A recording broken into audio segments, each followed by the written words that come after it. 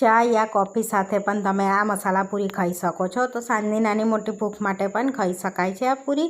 તો આ પૂરીને મહિનાઓ સુધી સ્ટોર પણ કરી શકીએ છીએ આપણે. તો ચટપટી અને ક્રિસ્પી બનીને તૈયાર થાય. હાય ફ્રેન્ડ્સ, આજે હું શેર કરીશ તમારી સાથે મસાલા પાપડી બનાવવાની રેસીપી. યા મસાલા પૂરી પણ તમે કહી શકો છો. અહીંયા મસાલા પૂરી બનાવવા માટે અહીંયા 1 કપ ઘઉંનો લોટ લીધો છે. તો આ પૂરી આપણે ક્રિસ્પી બનાવવાની છે. તો અહીંયા 1 કપ આપણે ઘઉંનો લોટ લઈશું અને આપણે એ જ માપથી 1 કપ બેસન લેવાનું છે. તો આપણે બેવનું માપ સરખે સરખું રાખ્યું છે. તમે વધુ ઓછું કરી શકો છો. હવે આપણે એને ચારી લેવાનું છે અને આપણે ચારી લેવાનું છે. તો બેસનમાં આ રીતની ગાંઠો હોય તે ના પડે, ચારી લીધેલું હોય તો આપણે ચરાઈ ગયું છે લોટ ને બેસન બેવું. હવે બેવને આપણે મિક્સ કરી લઈશું પહેલાં આ રીતનું લોટને બેસનને. હવે બધું મિક્સ કરી દીધું છે. એની અંદર આપણે 2 મોટી પરી જેટલું તેલ એડ કરીશું, જેથી સરસ એવી ક્રિસ્પી બને આપણી પૂરી. અને મિક્સ કરી લઈશું બધું સરસ એવું. તો એક બાઇન્ડિંગ આવે ને એટલું આપણે તેલ અંદર એડ કરવાનું છે. તો આપણે બધું સરસ એવું મિક્સ કરી દીધું છે. તો જોઈ શકો છો સરસ એવું આ રીતના ચેક કરવાથી ખબર પડી જાય છે કે અંદર એટલું બાઇન્ડિંગ આવી ગયું છે. તો સરસ આપણે મિક્સ કરી દીધું છે. હવે આપણે એની અંદર મસાલો કરી લઈશું. તો અહીંયા સ્વાદ પ્રમાણે મીઠું એડ કરી દઈશું. થોડી હળદર એડ કરવાની છે. 1 ચમચી ચાટ મસાલો એડ કરીશું. 1 ચમચી ગરમ મસાલો એડ કરીશું. ધાણા જીરું પાવડર એડ કરીશું 1 ચમચી જેટલું. 1.5 ચમચી જેવા ચીલી ફ્લેક્સ એડ કરીશું આપણે. થોડોક અજમો એડ કરીશું હાથેથી ક્રશ કરીને 1/2 ચમચી જેવો આ રીતનો. 1 ચમચી જેવું આખું જીરું એડ કરીશું. 1 મોટી ચમચી તલ એડ કરવાના છે. થોડી હિંગ એડ કરીશું. અહીંયા મારી પાસે સ્ટ્રોંગ હિંગ છે એટલે મેં થોડીક જ એડ કરું છું, ચપટી જેવી. અને 1 ચમચી કસ્તુરી મેથી એડ કરીશું હાથેથી ક્રશ કરીને આ રીતે. હવે બધું સરસ મિક્સ કરી લઈશું. તો તમે આમાંથી કોઈ પણ મસાલા સ્કીપ કરી શકો છો, પણ તમે એડ કરો તો સારી લાગે, આ પૂરી સરસ લાગશે. તો બધું મિક્સ થઈ ગયું છે. તો હવે આપણે 1 કપ પાણી લીધો છે, એમાંથી થોડું થોડું એડ કરતા જઈશું પાણી. અને સરસ એવો લોટ બાંધી લેવાનો છે આપણે. તો આ લોટને આપણે કઠણ રાખવાનો છે, બહુ ઢીલો નથી રાખવાનો. હવે પાણીની જરૂર નહીં પડે આપણને. જો તમે ઢીલો રાખશો તો તમારી પાપડી સારી નહીં બને. એમ તરતી વખતે ટાઈમ બહુ લાગશે ઢીલો હશે તો લોટ. આપણે આ રીતનો કઠણ જ રાખવાનો છે. જોઈ શકો છો સરસ એવો કઠણ જ છે આપણે લોટ.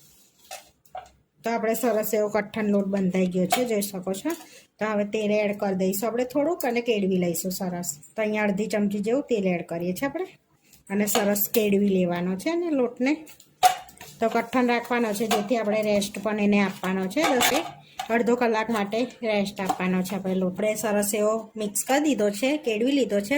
હવે અડધો કલાક રેસ્ટ આપવાનો છે ને, જેથી સરસ પલળી જાય લોટ આપણે. તો અડધો કલાક થઈ ગયો છે, આપણે લોટને રેસ્ટ આપે. તો ફરી એકવાર આપણે સરસ કેળવી લઈશું એને. તો સ્મૂથ થઈ જશે એ લોટ આ રીતે સરસ એવો, કારણ કે આપણે બેસન એડ કર્યું છે ને એટલા માટે. તમે એને ટીપી પણ શકો છો સ્મૂથ ના થાય તો. આપણે સરસ સ્મૂથ કરી દીધો છે. તો એની અંદરથી એક લુવો આ રીતનો આપણે 4 થી 5 ભાગ પાડી લેવાના છે એના આ રીતના. તો એક લુવો લઈને આપણે એનું સેલન્યું કરવાનું છે ને બીજા ઢાંકીને રવા દઈશું આપણે. તો અહીંયા પાટલી પર આ રીતનું આપણે લુવો લઈ લીધો છે. એને એ રીતે મિક્સ કરી લેવાનું છે પહેલાં આ રીતે. અને પછી એને સરસ એવું આપણે રોલ વારી લેવાનો છે આ રીતનું. આ રીતનું આપણે સેલન્યું કરી લીધું છે. હવે કટ લગાડી લેવાના છે. તો આપણે સાઈડનો ભાગ, આગળને પાછળના સાઈડનો ભાગ કાપી અને આપણે આ રીતના કટ લગાડવાના છે. તો આપણે નાની નાની પૂરી અને એકદમ પાતળી પૂરી બનાવવાની છે, એટલે એ રીતના આપણે કટ કરવાના છે. તો બહુ મોટા કટ નથી કરવાના. આ રીતના કટ લગાડવાના છે. પછી હાથેથી આ રીતે એને પ્રેસ કરી અને આ રીતના વારી લેવાના છે ગુલ્લાને સરસ એવો આ રીતનો. આ રીતે આપણે બધા ગુલ્લા વારી લીધા છે. અને એક આપણે બાઉલમાં લઈ લઈશું એને પહેલાં. તો આપણે ગુલ્લાને બાઉલમાં લઈ લઈશું ને આ રીતે બીજા પણ ગુલ્લા વારી લઈશું. તો આ રીતે આપણે ચપ્પાથી કટ કરીશું ને તો એકદમ પરફેક્ટ ટપાડા ગુલ્લા પડશે, એમ સરસ એમ ગુલ્લા પડે છે આપણે. તો આપણે બધા ગુલ્લા વારીને રેડી કરી દીધા છે. તો બેસનના લીધે આપણે લોટ કટોરોય ના જાય એના માટે 1 ટેબલસ્પૂન તેલ એડ કરી અને સરસ એવું કોટ કરી લેવાનું છે તેલમાં આ રીતનું. આ રીતે કોટ કરી લીધું છે. તો હવે વણવા માટે પહેલાં આપણે એને ઢાંકીને રાખીશું. આ લોટને ખુલ્લો નહીં રાખવાનો, નહીં તો કટોરાઈ જશે. તો અહીં આગળ આપણે વણી લેવાની છે. તો એક ગુલ્લો લઈને આપણે વણવા માટે એક ગુલ્લો લઈ લીધો છે અને અટામણમાં કોટ કરી લીધો છે, ઘઉંના અટામણમાં. હવે સરસ લોટના લીધે આપણે એકદમ સરસ પતલી અને સરસ વણીને તૈયાર કરીશું પૂરીને. તો જોઈ શકો છો એકદમ સરસ એવી આપણી પૂરી એકદમ પતલી વણાઈ ગઈ છે. આ રીતે એકદમ પતલી પૂરી રાખી છે. તો આ રીતની આપણે બધી પૂરી વણી લેવાની છે.